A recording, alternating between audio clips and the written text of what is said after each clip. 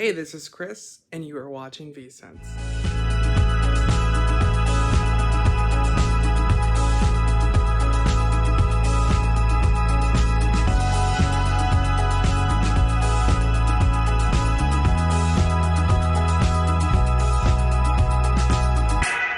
So on today's video, we are going to explore another private line by another fragrance house. This is actually a cosmetic slash fragrance house. This is the house of Estee Lauder. The two ones that we are talking about today are out of their new luxury range. So with this house itself, I think everyone knows Estee Lauder. Estee Lauder also manufactures quite a bit of different fragrances, such as Tom Ford, Zegna, that used to manufacture Coach back in the day, Donna Karan, Kilian, Joe Malone, and quite a bit of other fragrance houses that are pretty popular. Estee Lauder is also very popular when it comes to some of their own scents, at least in the department store world.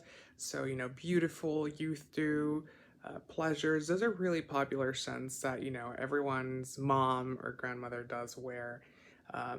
So they're kind of dated. Their entire brand itself is, not really evolving with the times. So I think this is their approach to bring something luxurious into the market, and at the same time, really try to catch up to what Lancome did with their luxury line as well. Is it done well? Some of it is, some of these scents are actually pretty nice, and if you're interested in more videos with this line in mind, I'll be happy to make more for you as I can get more to review for you. Today I have two of them, and I did compound them into one video because I don't know how much interest this will have or anything. But yeah, the first one that we're talking about today is going to be Infinite Sky. This is a 2021 creation, so these are fairly new. The bottle itself, let's talk about that, is kind of boring. This is a small size, by the way, so you can get a bigger one. The prices for these is going to be $100 for a 1.7, or if you want a 3.4 ounce bottle, you would be paying $200. So pretty pricey. It's kind of in line with a lot of other, houses and brands at the moment as well, but it is pretty pricey. It's not as expensive as other private lines, but it is pricey out there. The bottle itself, it's kind of, I don't know, they kind of went on a very old school direction, which is part of what Estee Lauder's problem is. I think they should have made something more simplistic, more, lab-like, but at the same time, I think that if they would have done that, a lot of people would have been like, you're copying Chanel. But if you really notice, a lot of these private lines will have, like I said, a regular sticker, a very simplistic bottle, because you're creating so many of them and you want them all to really throw one line together, which these have the same bottle as well, but they kind of look like they were meant to be a bottle for a single fragrance, a single franchise, if you will. Like, for example, Beautiful for them. They have that same bottle in all of their different Beautiful categories, but this one itself, I don't know, the bottle's a little old school for me. It's a little cheap looking. The cap is magnetic, which is nice, and it does have the new Estee Lauder logo there, so it's EL. So this is what the box looks like. It is a fairly nice, actually really nice material. It's kind of like a rubberized type of paper. Really nice, but it is a cheap, flimsy box that would be able to break down. Not that it really matters. A lot of us do throw our boxes away, but a lot of people do care for packaging as well. At the top, it says Estee Lauder. At the back, it says the ingredients, where it was manufactured, and this one looks to be manufactured in Switzerland. So an American company manufacturing a fragrance in Europe. So notes for this one are going to be Sichuan pepper, bourbon vanilla, and leather wood is what they have it labeled as. This scent is really nice. It's actually the perfumer for this is Dominique Ripion, which they've really gotten quite a bit of famous perfumers to make this range for them. This one, I would really categorize it as a kind of ambery, floral, spicy scent. It's really nice, actually. It kind of gives off, I made a review for the Lancome Bouquet Oud fragrance, and it kind of gives you a little glimpse of that. So it's a very nice scent. It does change quite a bit when it comes on skin versus paper, so it does become a lot softer, a lot spicier. So it's a spice bomb with some amber notes and some floral notes thrown in there as well. So you do get quite a dynamic fragrance. It's not a versatile fragrance. I would say this is more of a fragrance that would fall in the feminine category, but it is a fragrance that can be worn by different age groups. Although it would definitely come off more as mature, which I don't know if that's what they were going for this, but definitely when you're launching a private line, you kind of want to go for something that is a little bit more generic that everyone can wear, whether it's young or old. And this does not, really go into that category. It's more of a older fragrance, if you will. For the second one that I have here, it is called the Paradise Moon. These names are really interesting, actually. They're kind of named after like mystic moons and dreams and stuff like that, which is nice. It's a theme that they're going for. This one, like I said, is called Paradise Moon.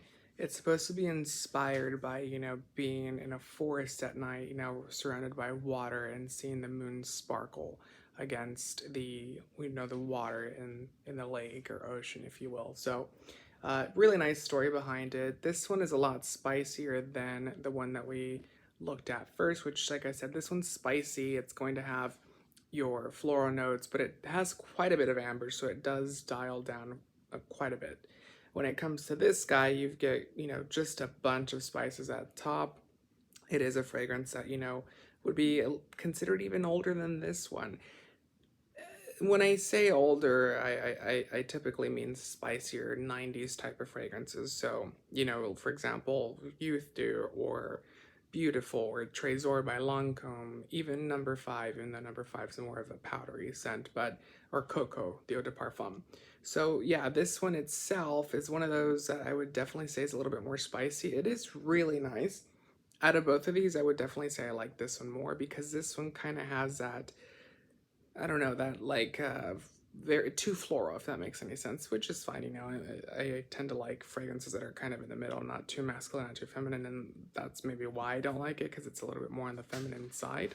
But this one has Spanish cistus in it, osmanthus, and leather. The perfumer for this one is Rodrigo Flores Raux, something like that. I've not heard of his work, but I'm sure he's someone that's very famous out there. And like I said, this one's really, really nice because it gives you that spice. It gives you quite a bit of leather. So it's really focusing on that bassy leather at the end. And it really, kind of plays with the cistus and the osmanthus. I feel like there's orris root in here as well, and quite a bit of sandalwood, but they're not star ingredients, so they're not going to be listed. When you look at a actual list of ingredients that they put on for a perfume, either on their website or on Fragrantica or Parfumo, you tend to get their star ingredients. They're not going to list the entire, set of ingredients to manufacture the fragrance. So you're getting a broken down, what's more popular, what's more prevalent in the fragrance notes. So yeah, the ones that are more popular here are those ones, and they did a good job with this one. It is really, really nice. Maybe the reason I like this is because when I was a kid, my mom used to wear Beautiful and Trésors, which kind of reminds me of that a little bit. But it also reminds me of, a modernized version of that, which is nice. So they did stick to their DNA with that, because you kind of get that beautiful, that pleasures, that, youth dew type of scent coming through here, which to some people that might be off-putting. To some other people it might not be. And it's the same thing with, Infinite Sky as well. So they're quite spicy scents. There are other ones, of course, that are not going to be spicy. There are ones that are more of a, type of berries and, florals and musk as well. So they have it's quite a dynamic range of fragrances. These two just tend to be more on the ambery, powdery, woody, spicy side of it. I do recommend checking these out. Just so you are aware, I did get these at their Estée Lauder outlet. So like I said, they retail for $100, but if you can locate their outlet anywhere near you, you would get it for anywhere like 40 to 50 bucks. So really good deal. I would recommend checking these out. So I hope you guys enjoyed watching today's video. What do you guys think about this range? Have you tried it? Are you willing to try it? Are you not interested? It's one of those brands that definitely has quite a bit of history, and people are gonna either love it or hate it. But hey, it is a new exciting time for them, and I hope they, succeed with it. So thank you so much for watching.